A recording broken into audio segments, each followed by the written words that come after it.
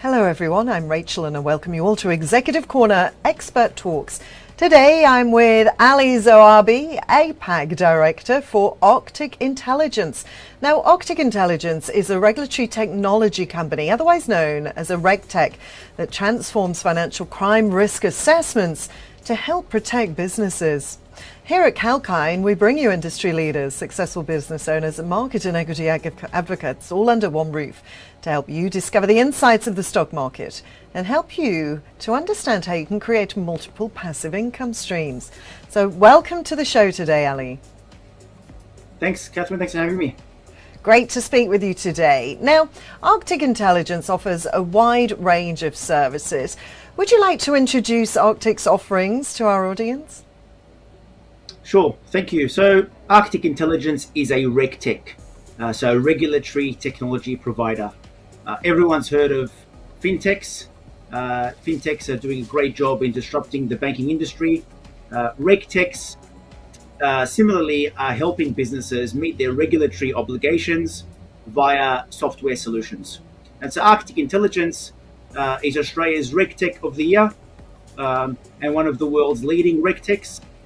We help businesses predominantly move from a spreadsheet-based compliance program to a software solution where they can conduct financial crime risk assessments using the efficiency and effectiveness of a software solution, whether that is across anti-money laundering, anti-bribery and corruption, fraud, modern slavery, human trafficking, wildlife trafficking, climate change, and other financial crime and ESG considerations. Excellent. Now, you mentioned ESG there. Why is environmental, social and governance important to help in identifying and helping to combat financial crime? Thanks, great question. So environmental and social governance is a very hot topic at the moment. Probably couldn't get much hotter, particularly with the upcoming global conference on climate change. But there's a real convergence of issues that are combining to create a real impetus around an issue that already had strong momentum, being ESG. So ESG arguably started back in the 70s with a strong message that the business community sent to South Africa in the divestment of a range of businesses due to the apartheid regime. And it's really grown since then into anything that businesses feel their stakeholders value. So a business needs to consider the ESG considerations of all stakeholders, whether they're investors, whether they are employees, whether they are clients, whether they are regulators, or any broader sort of community that they impact. So a successful business needs to have a close understanding of the expectations within the markets they serve and needs to take meaningful actions addressing those considerations if it wants to attract the right clients, the right investors, the right employees, and if it wants to keep its regulators happy. So as an example, across climate change, we're seeing, as we all see, businesses around the world wanting to ensure that they are taking meaningful steps. Excellent. And Ali, do you think it's more important than ever before to be aware of financial crime prevention and detection? Absolutely. So financial crime covers a range of risk domains. So whether it's modern slavery or human trafficking, or anti-money laundering, or anti-bribery and corruption, or fraud. And often what we find is that these crimes are interlinked. So for example, those criminals or terrorists that are involved in anti-money laundering, they will fund human trafficking and modern slavery using proceeds from other crimes. And so it's crucial that a financial institution or a reporting entity is very much focused on financial crime risks and looks at them holistically, not in isolation, and looks at them at an enterprise level. And how does your company proactively assess and detect these risks? So we help businesses move from a spreadsheet-based financial crime risk assessment to a software solution. What we find is that there are different levels of maturity around Asia Pacific and around the world. Some businesses are doing some level of financial crime risk assessment using manual means, for example, spreadsheets. Some are doing that already on software solutions. Not many are as yet. And some businesses don't quite know where to start.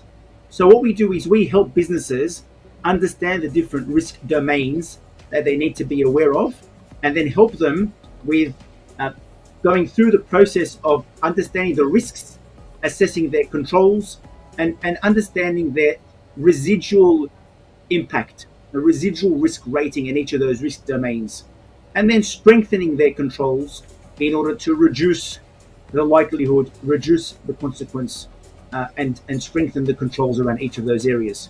So what we find around Asia Pacific, for example, is that banks, foreign exchange providers, wagering businesses, gold bullion traders, remitters, generally they understand, for example, the need to conduct risk assessments, particularly around anti-money laundering.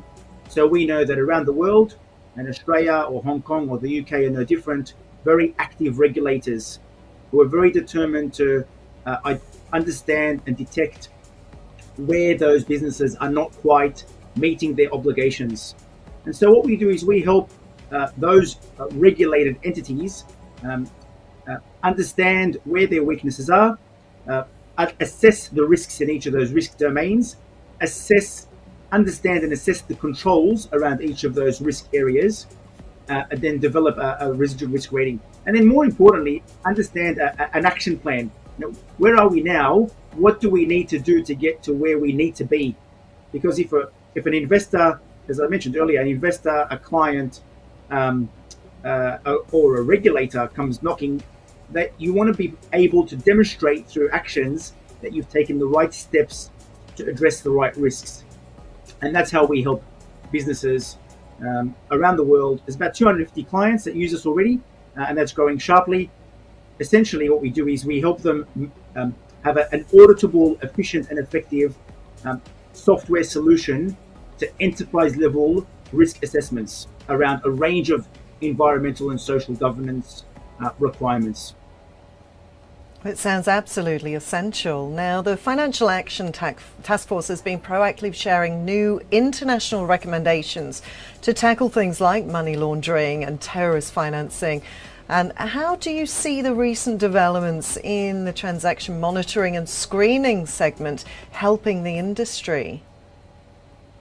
So the Financial Action Task Force came about because the group of 7 countries, which we've all heard of the G7, the G7 in 1989, they came together, and one of the items they agreed on was there's a emerging global problem of financial crime, and in particular anti-money laundering, but also anti-bribery and corruption, also fraud, modern slavery, human trafficking, wildlife trafficking. And so the Financial Action Task Force was established by the G7, and the Financial Action Task Force is often referred to as FATF, the acronym FATF, and they're headquartered in Paris, and they will regularly monitor developments in particularly the financial markets, but in any other markets where financial crime is prevalent or could become prevalent, and they will continue to issue guidance as to how regulators should be policing and what regulators should be expecting of their regulated entities, which I mentioned earlier on, deposit takers, banks, foreign exchange providers. So anywhere where criminal enterprises have existed for centuries. And the challenge for criminals is, how do they take that dirty money and turn it into clean money?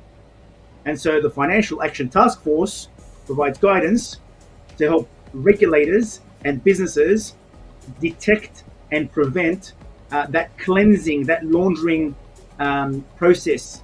Because often that dirty money is then used to fund modern slavery or human trafficking. And and often those businesses may well be highly unlikely to comply with other ESG considerations such as climate change. So it's crucial to keep on top of, for those businesses out there that are regulated. It's important to be aware of the Financial Action Task Force. Have a look at the kind of guidance that they are issuing, because chances are the regulator in your jurisdiction is looking closely at what FATF is requiring and has either already imposed or is likely to soon impose the guidance that FATF is issuing. So as an example, just this week in the United States, the Department of Treasury issued guidance about transaction monitoring generally, but also specifically to an emerging market being the cryptocurrencies. And so that's just one example in one jurisdiction. You could look up regulator guidance in every jurisdiction and see a very close correlation between what regulators are doing and what the Financial Action Task Force, the G7 construct, has expected. So, as an example, businesses such as cryptocurrencies need to be aware of transactions that breach the thresholds that regulators generally set in each jurisdiction. For example, in Asia Pacific, generally the value is around about that $10,000 US. When a transaction occurs that exceeds that value, alarm bells ring, and further investigation is needed.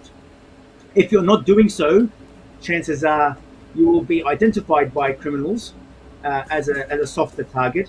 You'll be exploited, and it's likely to result in further issues when regulators become aware of poor control environment that you have, such as issuing of fines, the damage that comes with the publicity associated with having those weak controls. So you need to be aware of the FATF guidelines. Something very simple, that anyone who is interested in adhering to anti-money laundering principles, you need to be conducting regular enterprise level risk assessments for AML CTF. And those principles are guided by FATF. For example, assessing your channel risks, assessing your business risks, assessing your customer risks, understanding the geographies and jurisdictions you operate within and the level of risk they present, either through their rankings on Transparency International or the United Nations sanctions listings for different individuals and countries. That's absolutely crucial. You can't operate in a vacuum. You can't just hope it's not going to impact you. It's not hard to do a quick Google search and see the businesses in your own industry, your own peers in different jurisdictions who have been called out by regulators and have received publicity they may otherwise not have wanted to receive. You want to be on the right side of publicity, the right side of history, so to speak. Absolutely. Well, it's such an important space that you're working in. Thank you so much for taking the time to explain it to us. Thank you, Ali. You're most welcome. Thanks for having me. Thank you. Now, with that, I will sign off, but watch this space for more. Till then, stay apprised and invest wise with Kalkine.